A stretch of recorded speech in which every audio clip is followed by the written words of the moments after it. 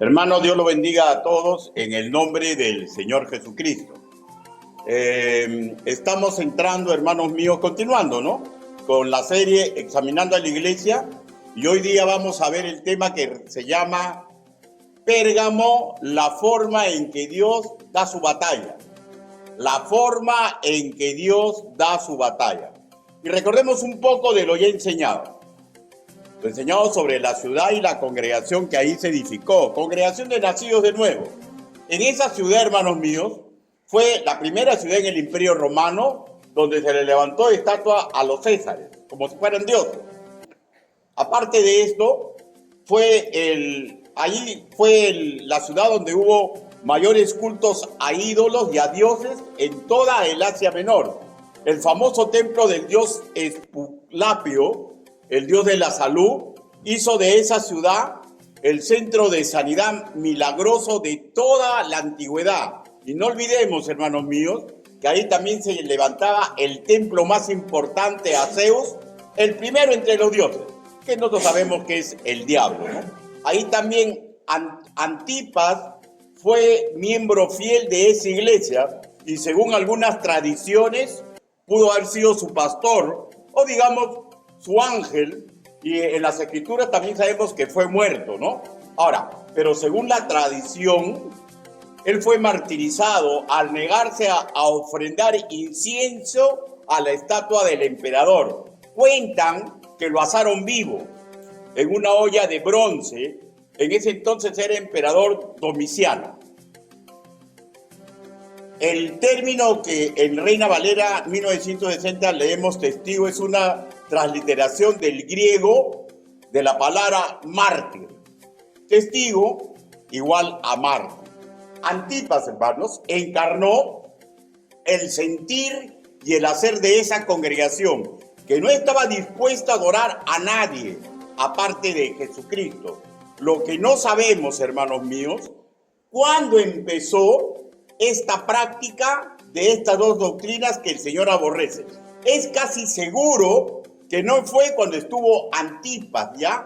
Porque Antipas fue un varón que definía correctamente la palabra de Dios y él sabía poner coto a cualquier cosa que iba en contra de la gloria de Dios. Pero fatalmente todos los varones de una congregación no tienen el mismo compromiso doctrinal y muchas veces a lo bueno le dicen malo y a lo malo le dicen bueno.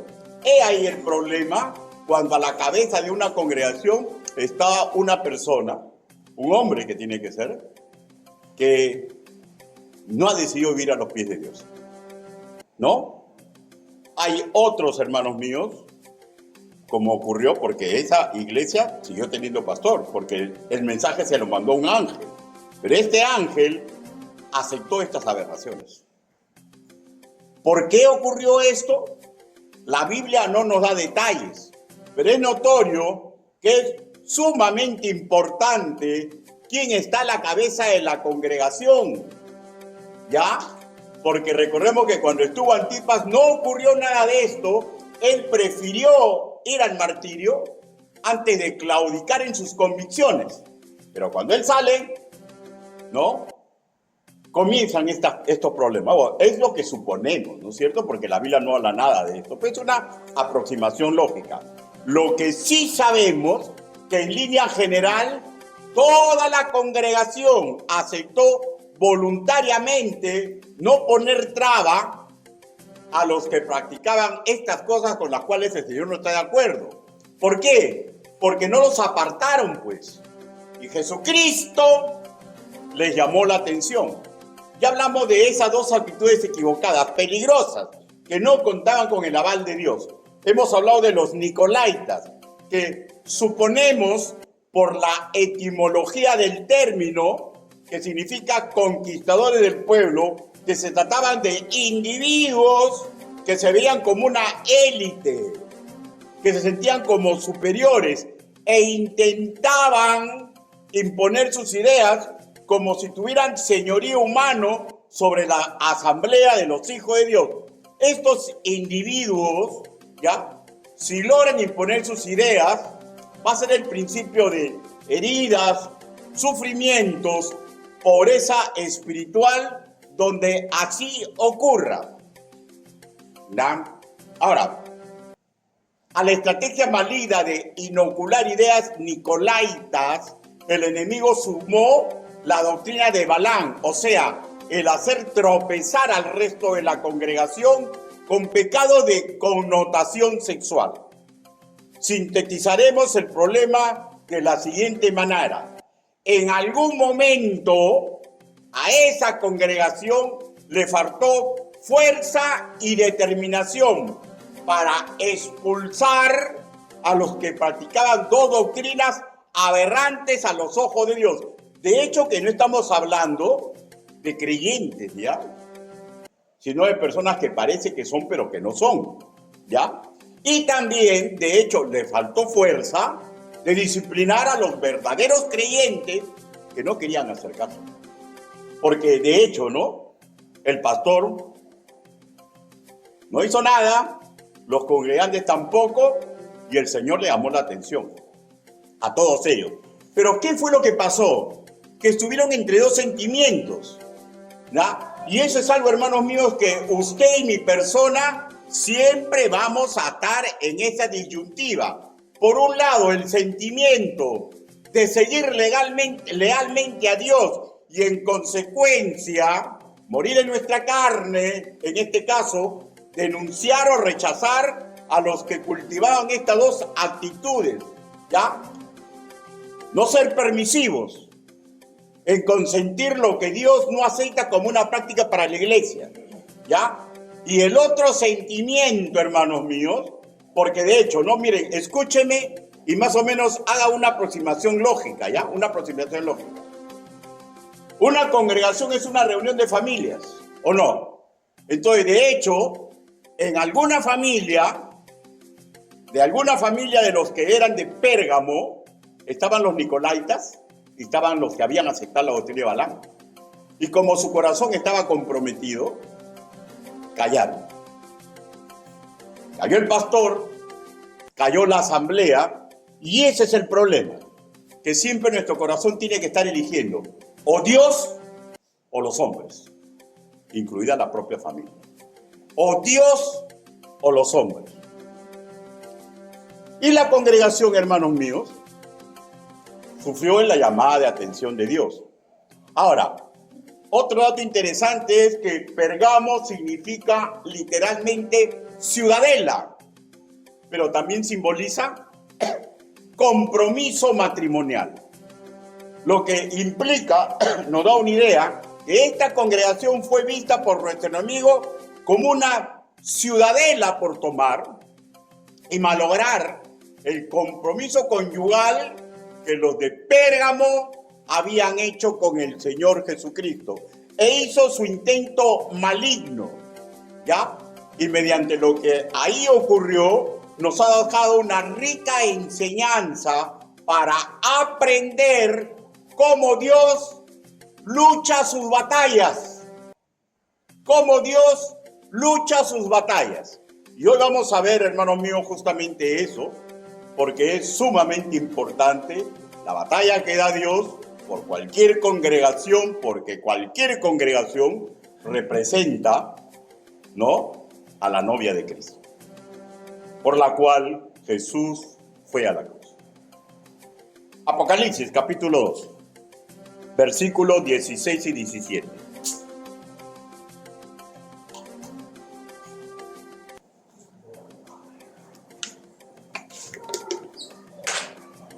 Apocalipsis, capítulo 2, versículos 16 y 17. ¿Lo tenemos, hermanos? Puestos de pie. Los que están delicaditos, no, por favor.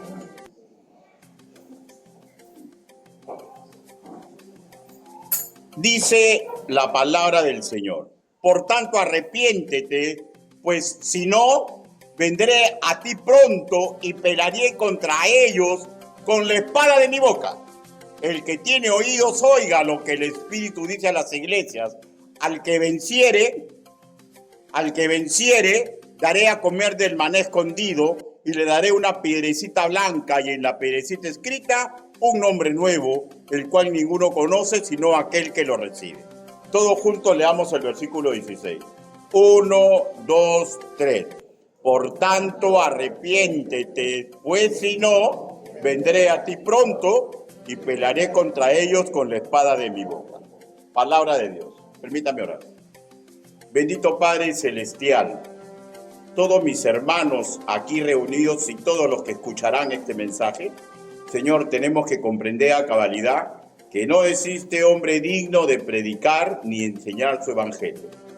Pero si usted me ha dado la oportunidad, hable, Señor Yahvé, utilice el trabajo que he preparado para que mis hermanos y su predicador, todos, Señor, estemos listos, Señor, para situarnos detrás de usted y que luchemos contra nuestros sentimientos cuando nos quieren engañar.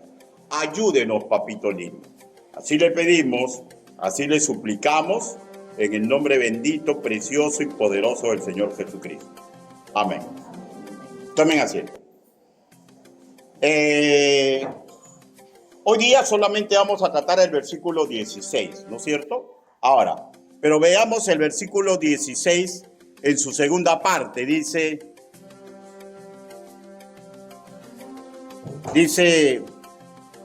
y pelearé contra ellos con la espada de mi boca. Y pelearé contra ellos con la espada de mi boca. Miren, ¿a quiénes se refiere?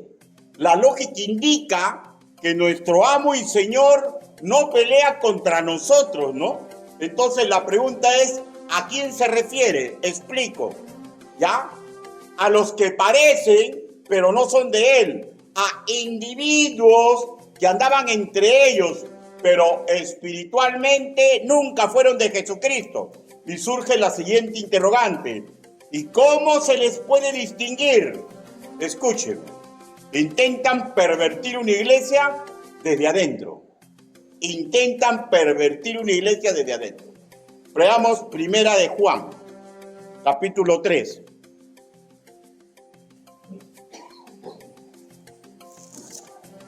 Primera de Juan, capítulo 3, versículo del 8 al 10. Dice, ¿lo tenemos?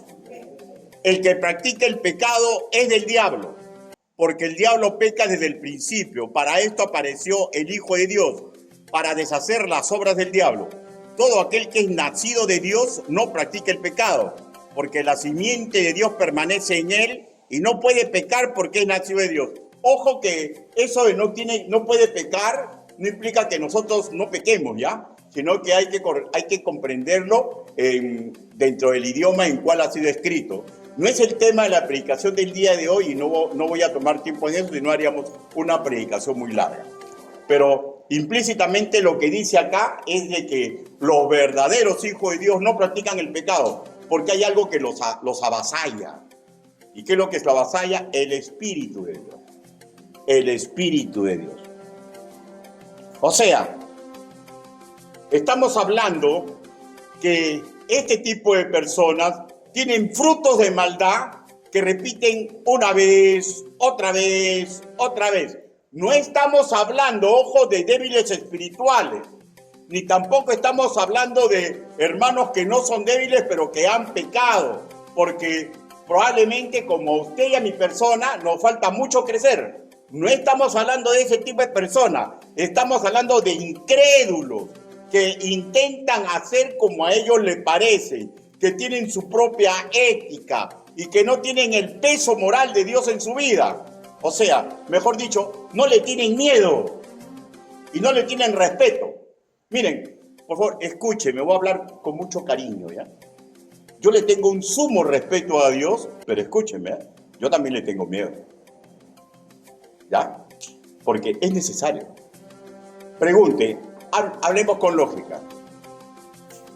¿Usted respetaba a su padre?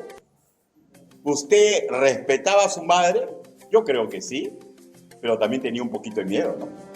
¿O no? Porque cuando la amenazaba con la chancleta o cuando le miraba la correa, algo en los ojos tenía un poquito de miedo. O sea, no hay que sesgar. Yo le tengo respeto reverente a Dios, pero le tengo un poquito de miedo. ¿ya? Y eso es necesario que el hijo tenga. No en gran cantidad, pero siempre es necesario. Es algo implícito de tener una autoridad. Pero esto, pues, no le tenía ni respeto ni miedo, ¿ya? No les pesaba moralmente las escrituras.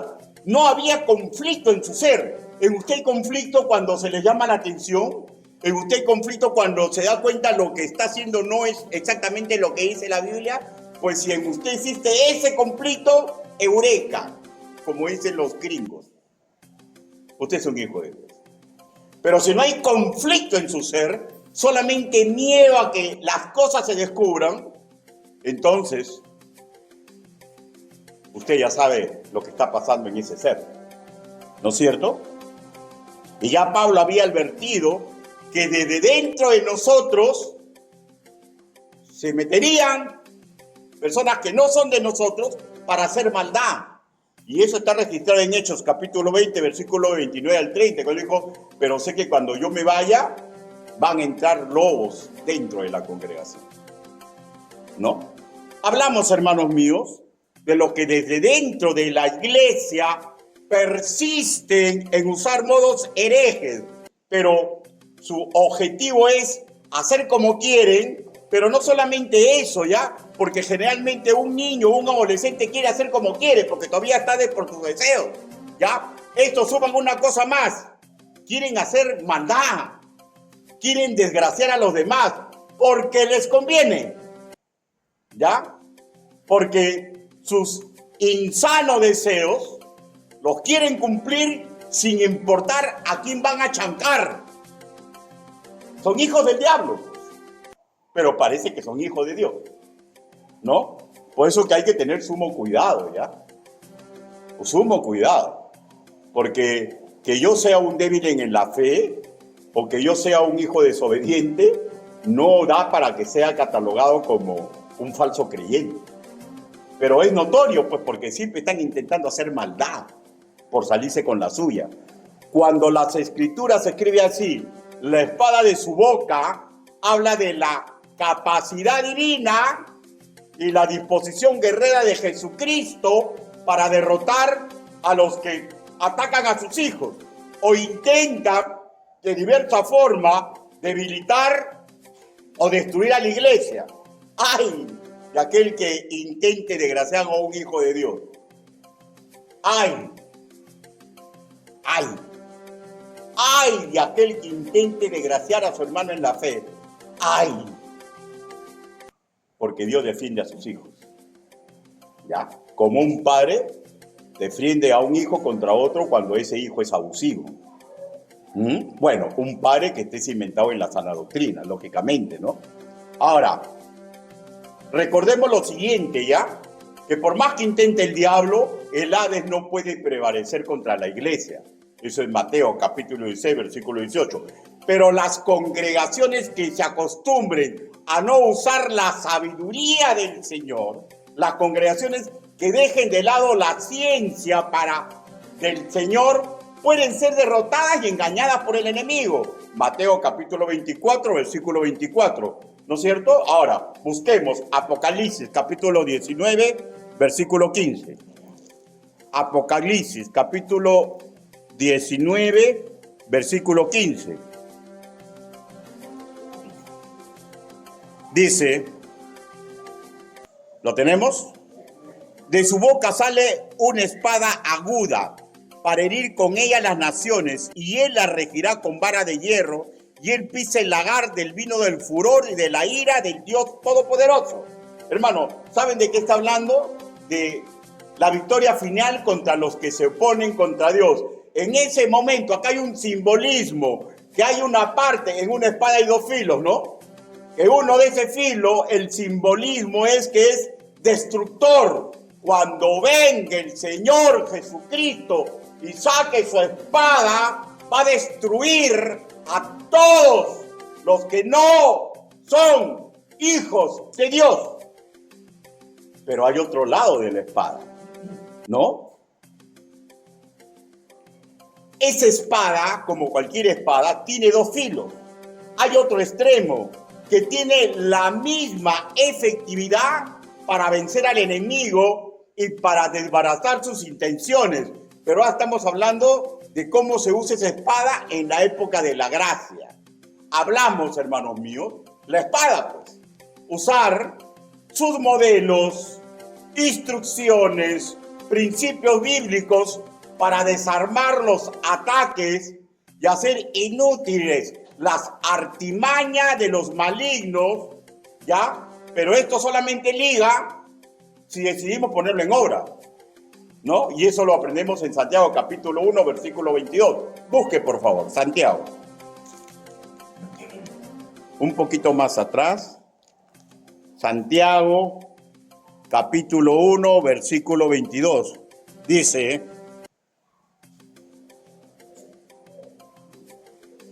pero ser hacedores de la palabra y no tan solo oidores, engañándonos a vosotros mismos. ¿Ya? O sea, los principios, los preceptos, los modelos bíblicos nos indican cómo debemos ejecutar para defendernos contra las artimañas del enemigo que quiere destruir a toda congregación. Pero para que esto ocurra, por favor, escúcheme. Debemos estar convencidos de que nosotros colaboramos en esa batalla que Dios da, ya aplicando la educación que hemos aceptado se nos entregue. Pero pregunto, ¿cómo un creyente va a poder aplicar la palabra verdad? ¿Cómo un creyente puede ser sabio ante los dilemas cotidianos si se niega a ser educado? Cuando le proponen la solución, qué malo que es ese maestro. ¿Cómo me quiere hacer esto? Porque no comprende, porque no se deja preparar y no comprende. No quiere comprender, ¿ya?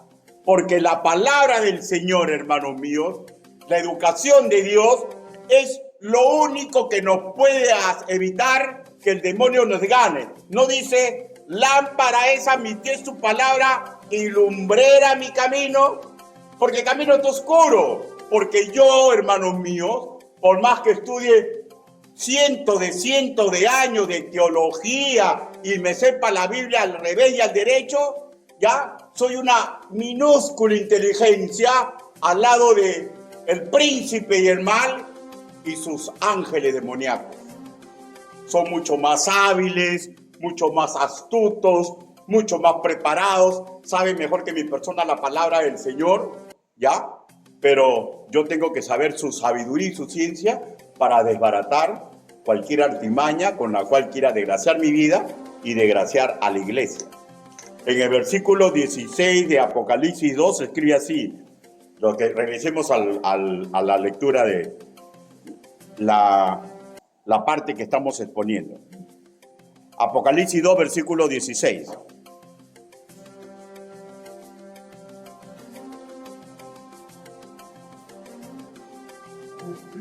¿Lo tenemos? Dice: por tanto, arrepiéntete, pues si no, vendré a ti pronto. Este vendré a ti pronto, ¿ya? Este verbo vendré está en tiempo presente, pero para ser comprendido en el contexto general de Apocalipsis, tenemos que pensar en un futuro. O sea, que sí o sí, la victoria final es segura contra todos los enemigos de la iglesia, todos los enemigos de Israel, todos los enemigos de Dios. O sea, no es que Jesucristo les está dando promesa que Él va a, en ese momento que ocurriera el problema en Pérgamo, que Él va a regresar. Específicamente, hermanos míos, Él no les está diciendo que va a regresar en ese momento para luchar contra los herejes que estaban amenazando a Pérgamo. Él los está exhortando para que no sean despreocupados como las vírgenes que porque no venga el novio hacen fiesta según sus ideas. Y cuando vino el novio, no estuvieron preparadas para el magno evento. Mateo capítulo 25, versículo del 1 al 13. Los está exhortando a que usen las herramientas de combate espiritual para cuidar el honor y la santidad de la congregación. Porque la promesa no es, yo estoy con ustedes hasta el final de los tiempos. Pero Jesús no va a regresar. Ya nos dejó el Espíritu Santo. que nos enseña, nos hace discernir la palabra del Señor. Pero la cuestión vuelve al principio. ¿Cómo puedo discernir lo que me niego a meter a mi tutuma? Y es así que excelentes ingenieros, excelentes políticos, psicólogos, policías, militares, gente que tiene mucho intelecto creyente, que creen que con lo que tienen le alcanza, suelen tener derrotas espirituales 1000 por 1 porque se niegan a utilizar la única educación que nos puede librar de las artimañas del enemigo espiritual. Y esa es la exhortación que les está dando. O sea, es que, pastor, usted está diciendo que Dios no pelea nuestras batallas. Personalmente no estoy diciendo eso, porque sería desconocer lo que cada día Dios hace con mi persona y con cualquier integrante de la iglesia. Escúchenme, Dios pelea todas mis batallas. La interrogante por responder es, ¿cómo Dios pelea las batallas? ¿Cómo Dios pelea las batallas? Y espero presentarles las 3 formas en que Dios pelea la batalla. Primero, directamente realizando milagros, prodigios y portentos. Directamente realizando milagros, prodigios y portentos. Salmos capítulo 86. Salmos capítulo 86.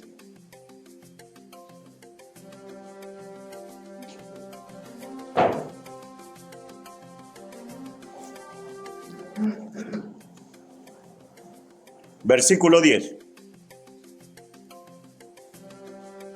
¿Lo tenemos, hermano? Dice, porque tú eres grande y hacedor de maravillas, solo tú eres Dios. Hermanos, Él es el Dios de milagros, Él es el Dios de maravillas.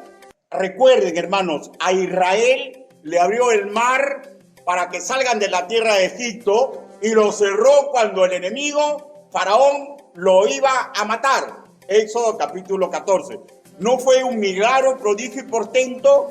Jesús ordenaba al mar y a los vientos que se calmen, y los mares y los vientos se calmaban a su voz. Marcos capítulo 4, versículo 19. No fue un milagro, prodigio y portento. El profeta Elías fue alimentado por cuervos. Primera de Reyes capítulo 17, versículo del 4 al 6. No fue un milagro, prodigio y portento. Pedro fue liberado sobrenaturalmente de la cárcel. Hechos capítulo 12, versículos de 6 a 10. ¿No es acaso un milagro, prodigio y portento? Debemos asimilar, hermano mío, escúcheme ya, que lo que hizo en el ayer, en diversas circunstancias, si Él lo desea, lo hace en el hoy, porque Él nunca ha dejado de ser un hacedor de milagros y proveedor de los suyos. Él es dueño del oro, de la plata, dueño de la salud, de la vida. Él es el dueño de la tierra, de los mares, de todo lo que nos rodea. Salmos capítulo 24, versículo 1. Y todo lo obedece a Él. Salmo 97. ¿Ya? ¿Es que usted no ha visto portentos? Yo he visto portentos. Yo he visto portentos. Si Él quisiera, hermanos míos, centrándonos a los que atacan a la iglesia, si Él quisiera, podría hacer que la tierra se abra en medio de una congregación y se caigan todos los que le están haciendo mal a la iglesia. Si Él quisiera, y eso ya lo hemos visto porque sucedió con Core, ¿no? Y los que lo seguían. Número 16, versículos 30 y 34. Su poder no ha cesado. ¿Comprenden ahora por qué yo le tengo un poquito de miedo? ¿Ya? Su poder no ha cesado. Lo que pasa es que lo administra de acuerdo a su voluntad. Y ha dado esta época para la iglesia, que es época de gracia. Pero no la hagamos desgracia, pues, hermano. Es la época de la gracia. Pero con lo que respecta a sus juicios punitivos, hermanos míos, no son tan visibles como antes en la Biblia, ¿ya? ¿Por qué? Porque recuérdense que la Biblia, hasta que se terminó de escribir, todavía sucedían a cada rato milagros, portentos y maravillas. Pero como proveedor lo gozamos a diario. Mateo capítulo 6, versículo 26 al 30. Pero son portentos, hermanos míos. Yo lo gozo a diario. Yo he visto milagros. Usted no. Yo he visto milagros. He escuchado milagros. Y no tengo por qué dudar. Yo sé de personas que han sido sanadas milagrosamente. Yo sé de veces que he orado y después han venido a abrazarme, a querer cargarme. Y me han dicho cosas increíbles que han sucedido mediante la oración de un justo. A que hemos orado algunas veces y después hemos obtenido respuesta. Pero es porque Dios quiere, no porque lo podemos obligar. Pero los milagros, los portentos, las maravillas existen. Y esa es la forma en que Dios lucha nuestra batalla. Escúcheme, por favor. Nada de lo que a usted le está ocurriendo es casualidad. Si yo me dedicara, hermanos míos, a enumerar los portentos que he visto, que he vivido y que he discernido, tendría que ser una prédica demasiado larga. Pregunto, ¿usted no ha gozado eso? ¿Usted no lo ha gozado? Si usted dice no, le voy a dar la respuesta. Usted no discierne la palabra del Señor. No se da cuenta de las maravillas de Dios. Pero Dios lucha cada día batallas por mí, por ustedes. Hermano, nada de lo que le está ocurriendo a usted es casualidad. Nada. Nada. Él gobierna todo lo que existe con una causa que nuestra mente tan chiquita no lo puede comprender, ni para lo bueno, porque todo lo que Él hace es bueno, ni para lo que nuestra mentalidad relaciona como malo. Porque la casualidad no gobierna a la existencia lo gobierna un Dios poderoso, que ha dicho así: el Hades no triunfará sobre mi iglesia.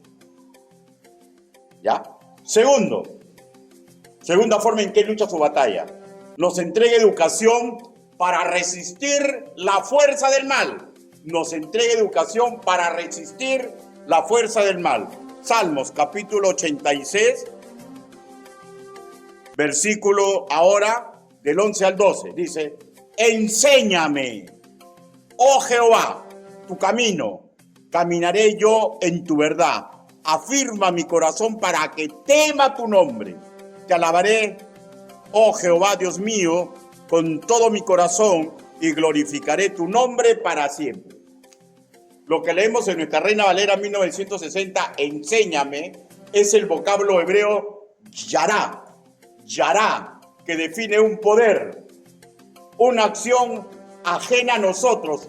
Enséñame implica, ¿ya? Trátame como tú quieres tratarme. Haz fluir el agua. Lánzame la flecha que tú quieras lanzarme. Haz una idea tuya, haz que destaque en mi mente. Como que si nos apuntara con el dedo y con su potencia nos meta una bala, nos moleste, nos abata, ¿ya? Nos derriba de nuestra posición, nos instruye, nos limpia cual torrencial lluvia que lleva todos los sucios de nosotros. Y eso no nos gusta. No nos gusta. ¿Ha intentado enseñarle algo a un niño que se cimente en sus deseos? No meta la mano ahí. Tú eres malo. ¿Quiere meter la mano ahí? ¿Ya? Pero la enseñanza es así. La enseñanza de Dios nos abate. Él quiere que una idea suya destaque en nuestra mente. Él es el que hace fluir el agua. Él es el que lanza la flecha. Y lo que le está diciendo el salmista: enséñame, haz tu poder portentoso en mí. Apúntame con tu dedo. Haz que te tenga miedo. Haz que te tenga temor. Hazlo, Padre, le está diciendo. ¿Y eso qué implica? Disposición del creyente a aprender, pues. A veces no leemos la Biblia porque ya sabemos lo que nos va a decir. Ya sabemos lo que nos va a decir. A veces no queremos ir a la prédica porque ya sabemos lo que nos va a decir. Si no hay disposición de aprender, no le estoy diciendo a mi padre enséñame. En síntesis, le estamos diciendo, enséñame tu camino. Camino en el hebreo, derek, o sea, tu sendero, tu forma de hacer, que es 100% mejor que la que estamos haciendo. Enséñame, porque yo he hecho pacto contigo, yo soy tu sirviente, yo soy tu hijo, me has adoptado, yo soy tu obrero, soy tu embajador. Yo he prometido que aunque me duela, voy a dar en tu verdad y en la moral que conviene para tu obra. Él afirma mi corazón, es más de lo mismo, en la misma solicitud, que necesita su apoyo para ser uno con él. Afirma mi corazón, Señor, no quiero obedecer, no comprendo, pero afirma mi corazón. Haz que me duela, que yo comprenda y que necesito. Señor, pon miedo en mí.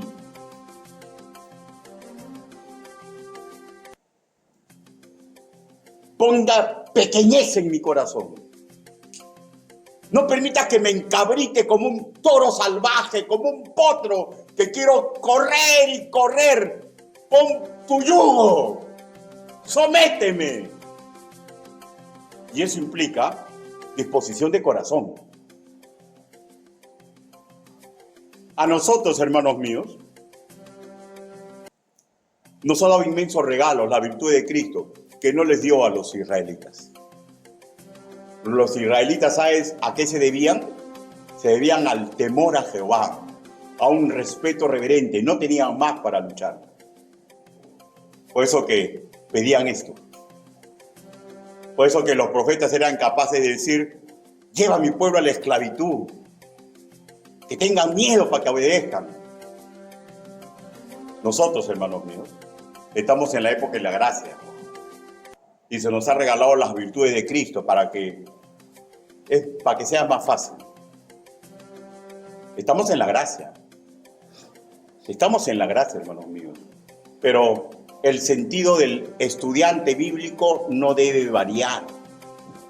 ¿Ya? El te alabaré y glorificaré implica no solo decirlo, sino sentir el peso de sus demandas y hacer como Él propone. Porque acuérdense, hermanos míos, que lo alabamos con nuestra boca, pero el Señor dijo, este pueblo con su boca me alaba, pero su corazón está lejos de mí. O sea, ¿qué quiere decir? Que si yo digo, sí, está mal, no lo voy a hacer entonces. Pero sí, reconozco que está mal, pero yo soy débil. Todos somos débiles. Pero el estudiante tiene que tener la disposición. Sí, es difícil la tabla, pero yo no quiero estudiar. No quiero estudiar. Porque hay otras cosas que me convienen más. Mis jueguitos, ¿no? Tradúzcale eso a un adulto. No quiero aprender la palabra del Señor, porque estoy muy ocupado en mi proyecto. Entonces, pues, he ahí el problema.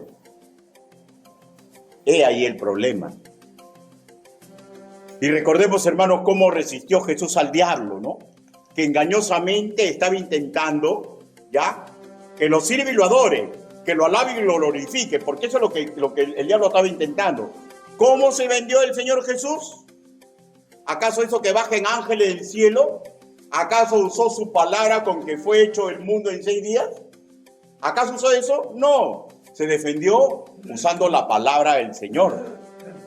Y cuando después de defenderse lo atacó y le dijo, a Dios tu Señor, solo a Él servirás. Y el demonio huyó. ¿Cómo me defiendo? ¿Cómo ataco? Con la palabra del Señor. Mateo capítulo 4, versículo 1 al 10. Nos defendemos, hermano mío, educándonos, edificándonos, transformándonos en fortaleza. La educación es el punto clave para colaborar con Dios en la lucha que Él hace a nuestro favor. Porque todo lo que yo sé para defenderme y para defender a la iglesia, no lo aprendí en la universidad.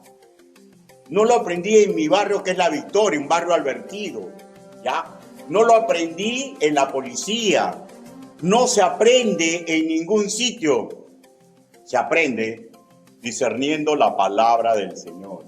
Y esta es la segunda forma en que Dios lucha la batalla. Él murió en la cruz, vino el Espíritu Santo y nos entregó el manual educativo. Y eso ya es una decisión humana, aceptar esa educación. Y ojo, hermanos míos, no terminar en educarnos, no terminar en escuchar, almacenando la información, sino intentar sanamente ejecutarla cuando viene la crisis a nuestra vida, cuando vengan las advertencias del ángel de nuestra iglesia o de quien Dios haga hablar. Porque ¿saben qué? Dios es capaz de hablar hasta de un burro. Dios es capaz de hacer que un incrédulo le hable a usted y le diga, lo que estás haciendo está mal. Y ahí tenemos que discernir. ¿Es Dios quien está hablando? ¿Es Dios el que está usando a esta persona? ¿Es Dios el que está ayudando al pastor para que me diga lo que debo hacer? Y esa es decisión de cada quien. Y esto nos lleva al tercer punto. ¿Cómo Dios lucha su batalla? Usa herramientas humanas para nuestro beneficio. Usa herramientas humanas para nuestro beneficio. Usó a Noé, usó a Moisés, a David, a Elías, a Pablo, a muchas mujeres. Por ejemplo, a Miriam, hermana de Moisés, a Esther, una reina, a la samaritana la usó, que corrió a declarar a sus vecinos que él era el Cristo. Utilizó a María, la madre de Jesús de Nazaret, que dijo en algún momento, hagan todo lo que él les diga. Juan capítulo 2, versículo 5. Incluso, hermanos míos, utiliza herramientas humanas que no desean ser usados. Que no desean ser usados. Y este es el caso de Jonás, ¿no? Capítulo 1, versículo 3. No quiso ser usado. Le dijo, ya sabía que tú los ibas a perdonar. Por eso no quería ir. Él no quería ser usado, pero Dios es así. ¿Ah? Y muchos de estas personas que fueron usadas son nombrados en Hebreos, hermanos míos. Pero ¿saben qué? Ser usado por Dios implica que vamos a sufrir. ¿Ya? Porque el que es usado por Dios para decir verdades a otras personas sufre desprecio, sufre cólera, le toman molestia, lo apartan, porque no es fácil ser profeta del Señor. Y por eso que a veces muchos hermanos no quieren decir la verdad a otro hermano para evitar que siga pecando. Porque dicen, no, mejor no me hago problemas. Algo de esto probablemente pasó en Pérgamo. No, mejor no me hago problemas. Héroes de la fe. Hebreos, capítulo 11. Hebreos, capítulo 11.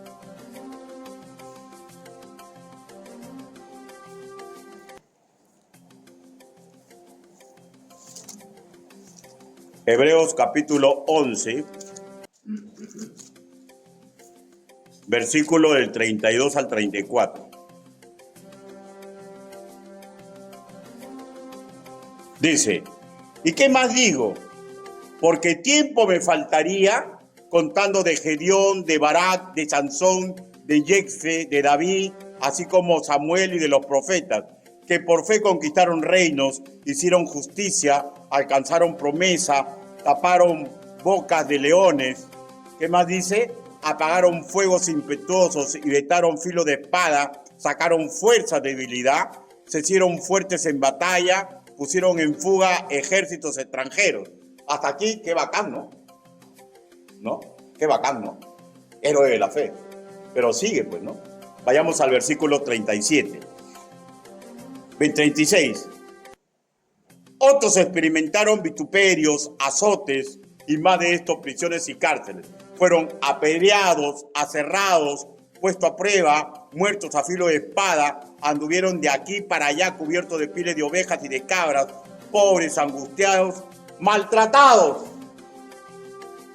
No es fácil decirle la verdad a alguien, porque lo primero que va a ocurrir va a morir en el corazón de esa persona.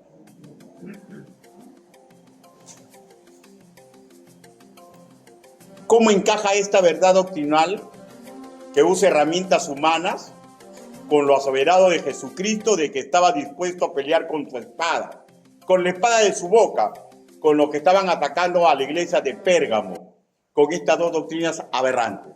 Primeramente, hermanos míos, veamos a quién le escribe la carta. Apocalipsis, capítulo 2, versículo 12. Apocalipsis, capítulo 2, versículo 12. Dice: y escribe al ángel de la iglesia de Pergamo. El que tiene la espada aguda de dos filos dice esto. ¿Quién es este? Jesucristo. Aquí le dice que escriba la carta al ángel. ¿Quién es el ángel? ¿Qué es un ángel? Un funcionario divino que le hace mandados. Pero en este caso, ¿saben quién es el ángel? El pastor que está en Pérgamo. Porque ángel, hermanos míos, es sinónimo, ¿ya?, del ministro principal. ¿Y cómo lucha las batallas? Pues le da el mensaje y pone en cada sitio un hombre a la cabeza para que ayude a su congregación a la batalla, para que aprendan a comportarse en beneficio de la grey que está bajo su mando de Dios, por mandato de Dios. El término ángel es sinónimo también del término anciano, que no indica simplemente madurez espiritual, va más allá. Habla de la posición, o sea, la cabeza que discierne para guiar a la congregación. El ángel tiene que discernir las batallas, los frentes de batalla, y tiene que ejercer con esta posición, discernir, hablar las cosas tal como son, ¿ya? Pero este ángel también se le llama obispo, que habla del carácter, o sea, el que supervisa tanto los asuntos administrativos como discipulares de la congregación. ¿Qué es un obispo? El que te dice, hasta aquí no más. ¿Qué es un obispo? El que te pone límites. ¿Qué es un obispo? El que te dice, manancanchu. Y muchos queremos un predicador, muchos queremos un ángel, pero pocos queremos un obispo que nos diga, hasta aquí no más. Pero es el trabajo, ¿ya? Pero también está, ángel es sinónimo de pastor, que implica el procedimiento, o sea, el que tiene método de amar, disciplinar, guiar, vigilar, el que vigila a las ovejitas que se han ido a apriscos, que se están descarriando, que evita rutas peligrosas donde hay lobos. Por ejemplo, si alguien me dice, pastor, hay una conferencia maravillosa y nos van a poner pasaje, nos van a dar comida, van a regalar una Biblia MacArthur a cada uno de los que vayan, ¿estás seguro? Sí, y queremos que vayamos. Ah, ya. ¿Y dónde es? Es en los testigos de... ¡Ja! Así me regalen una iglesia completa, no voy a dejar que nadie vaya, porque como pastor tengo que cuidar a las ovejas, ¿ya? Y ese es amar. Y ese es amar. Todo lo dicho, hermanos míos, es el papel que Dios le da a un hombre común y corriente, para que sea guía espiritual y administrativo de una congregación de nacidos de nuevo, y sabemos lo que se debe esperar de él. Un pastor no es buenito, tiene que discernir el problema y utilizar todas estas facetas en las que corresponda, ¿ya?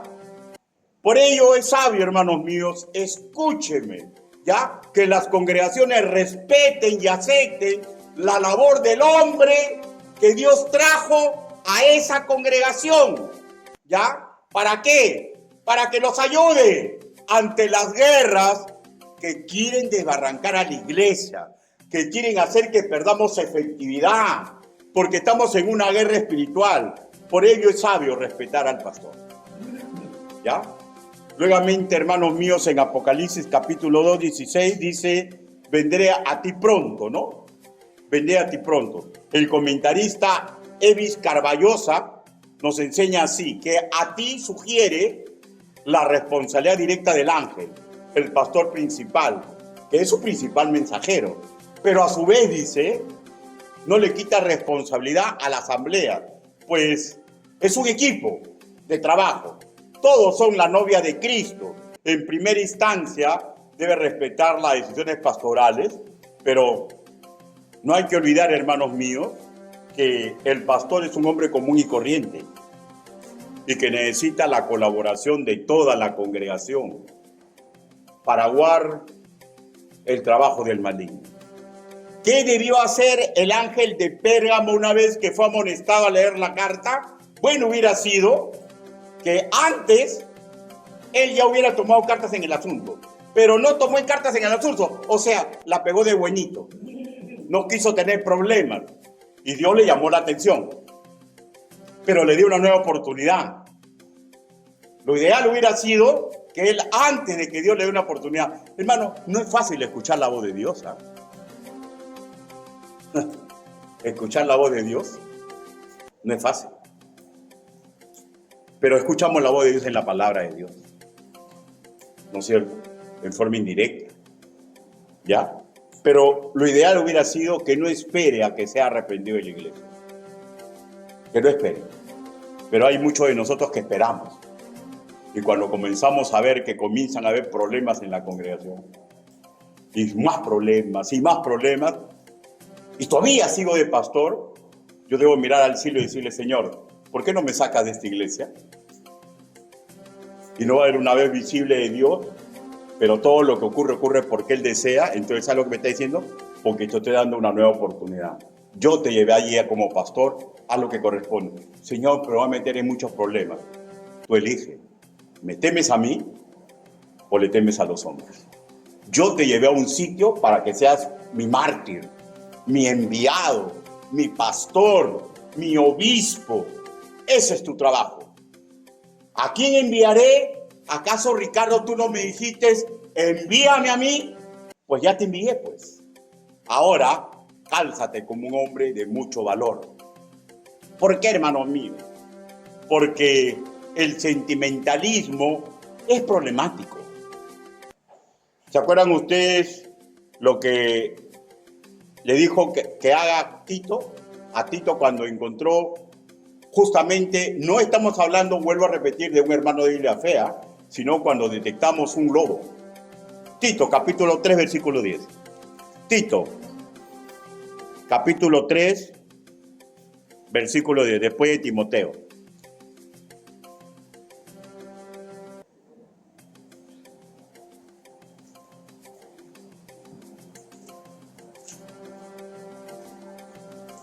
Tito, capítulo 3, versículo 10. Al hombre, mejor dicho, al creyente, ¿no, hermano? Al creyente que cause divisiones después de una y otra manifestación, deséchalo. O sea, porque es claro, ¿no? Si está dividiendo a la iglesia, y por más que tú le dices y no hace caso, no tiene el espíritu, deséchalo, expúlsalo. Primera de Corintios, capítulo 5. Primera de Corintios, capítulo 5. ¿Lo tenemos, hermano? Versículo 1 al 5. De cierto se oye que hay entre vosotros fornicación, y tal fornicación cual ni aun se nombra entre los gentiles, tanto que alguno tiene la mujer de su padre. Y vosotros estáis envanecidos. ¿No debieran más bien haberos lamentado para que fuese quitado de en medio de vosotros el que cometió tal acción? Ciertamente, yo como ausente en cuerpo, pero presente en espíritu, ya como presente he juzgado al que tal cosa ha hecho, en el nombre de nuestro Señor Jesucristo, reunido vosotros y mi espíritu con el poder de nuestro Señor Jesucristo, tal sea entregado a Satanás para destrucción de la carne, a fin de que el espíritu sea salvo en el día del Señor Jesús. La última carta de amor de un pastor y de una congregación es expulsar al que tiene que expulsarse, para que se dé cuenta que no es hijo de Dios. ¿Ya? Porque aquí ya no cabía llamada de atención. Pues imagínense un creyente que se descubra que le está sacando la vuelta al Padre. ¿Qué? O sea, ahí ya no hay que dos testigos, nada así. Hay que expulsarlo. Porque es una degeneración completamente atroz. Atroz. Ya no cabe llamada de atención al hombre que está creando problemas por acá, dividiendo y dividiendo y dividiendo. Si se descubre es algo atroz. Está haciendo el papel del diablo que vino a dividir. Hay que expulsarlo. Hay que expulsarlo. ¿Ya? No son hijos de Dios.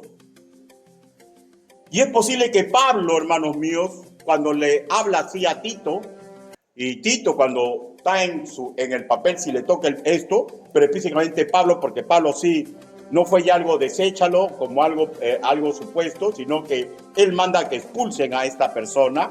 Es claro, ¿ya?, que era el problema de los corintios, porque este hombre que debe ser expulsado tiene familia.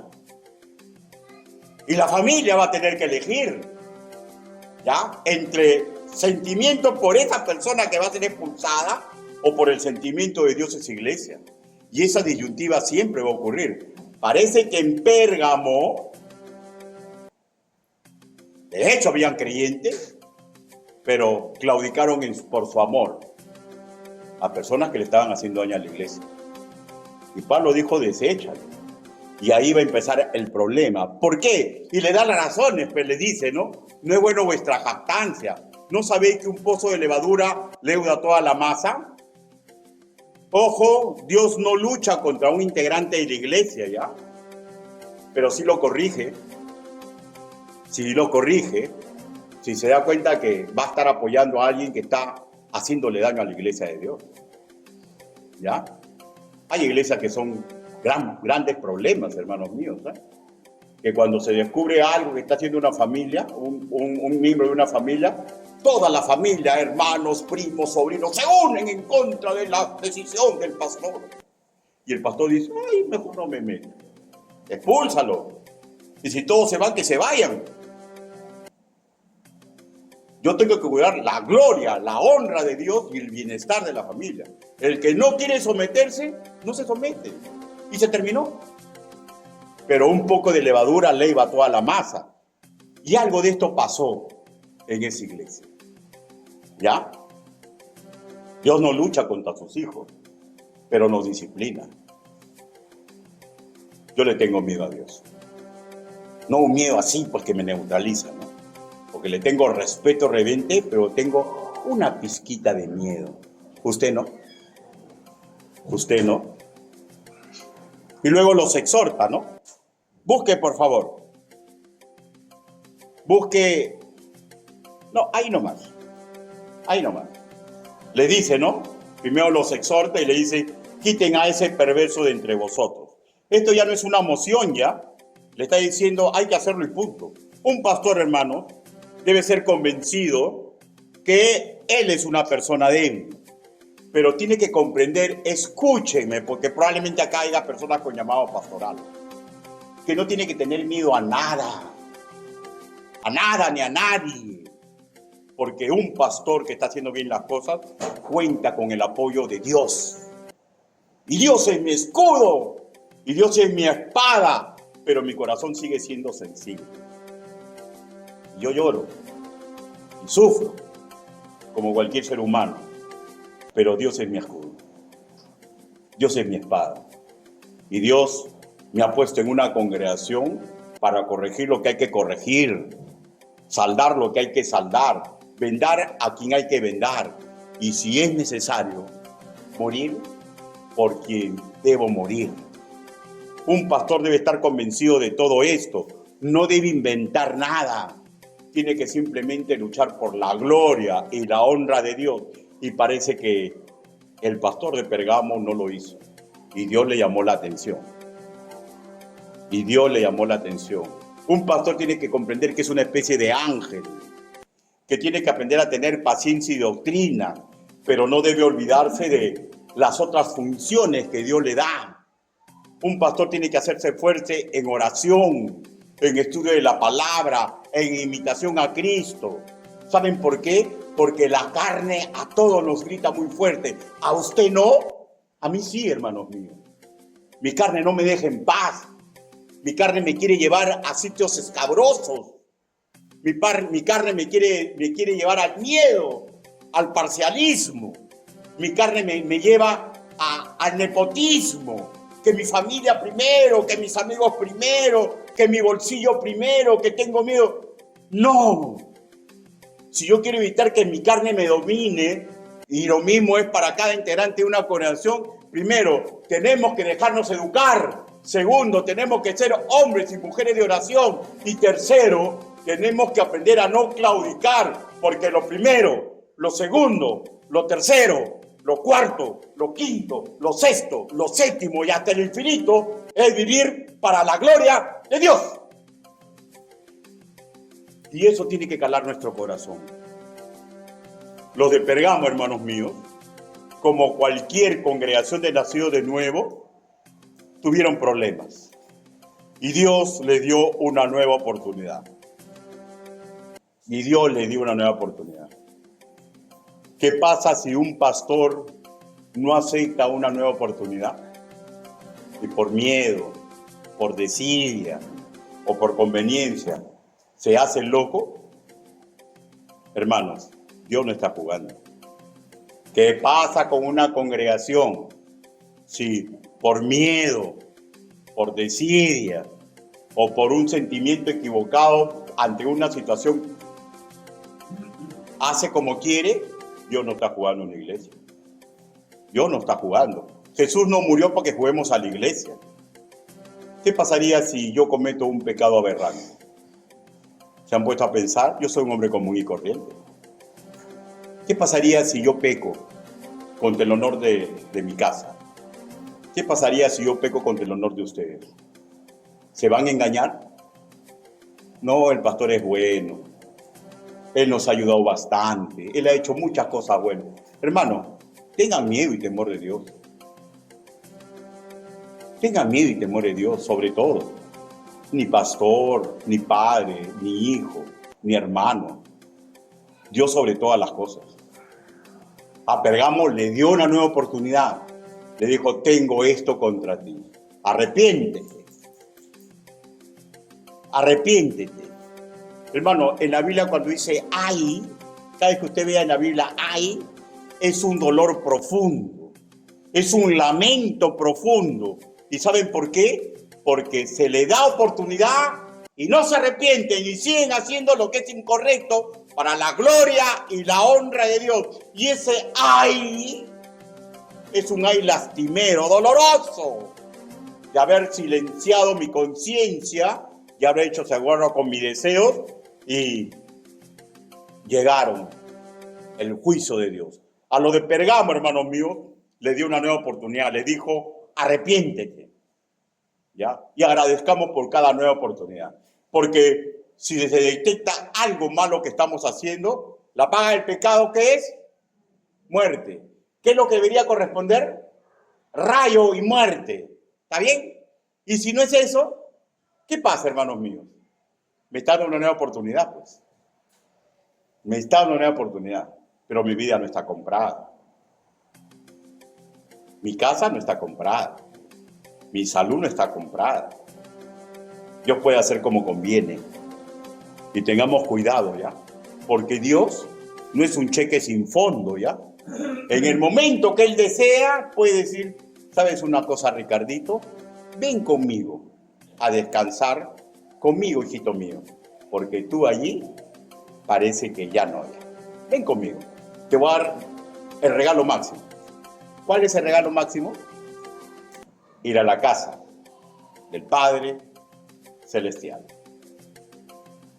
¿No? No juguemos. Los de Pergamo, hermano mío, le dieron una oportunidad. La Biblia no nos dice qué pasó.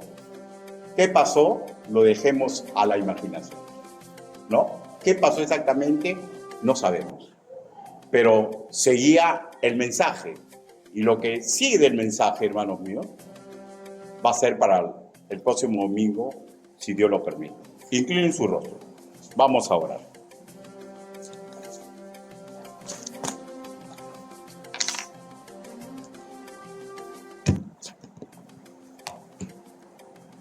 Que sea un momento muy personal, ¿ya?